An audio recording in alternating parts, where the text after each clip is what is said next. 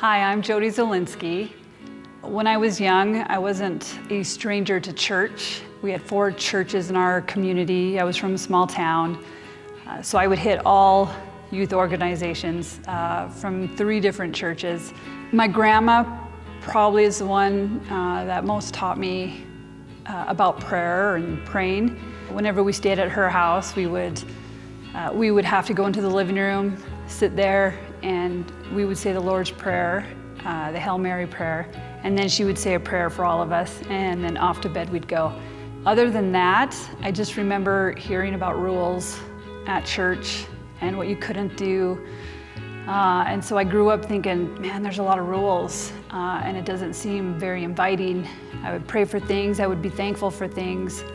I would check the blocks. I went through all the youth organizations during high school.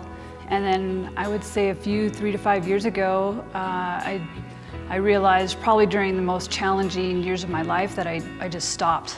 I stopped praying. I started seeing Facebook posts or the word narrate come up, and I didn't really know what it was, and it usually takes 3 to 5 to 10 times before I realized, what is that? And ask some questions or look it up. So I went on the website and I liked what they had to say, so I thought, I'll go one Sunday, and I really needed it at the time.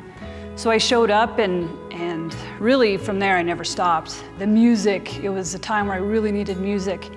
I brought home messages each time. I was calmer, I felt better.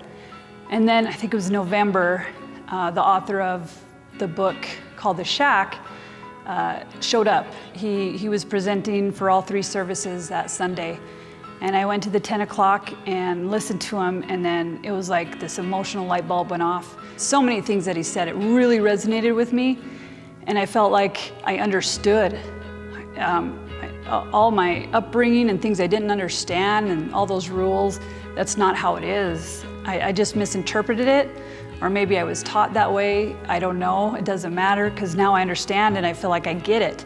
I've graduated into actually feeling and knowing what loving God is and God loving us now. My grandma, I called her and I told her I was thinking about getting baptized. And she goes, "Why would you do that? You've already been baptized." I said, "Well, that's a good question, Grandma. I'm so thankful my parents, my grandma, they baptized me when I was when I was a baby. But now it's my decision.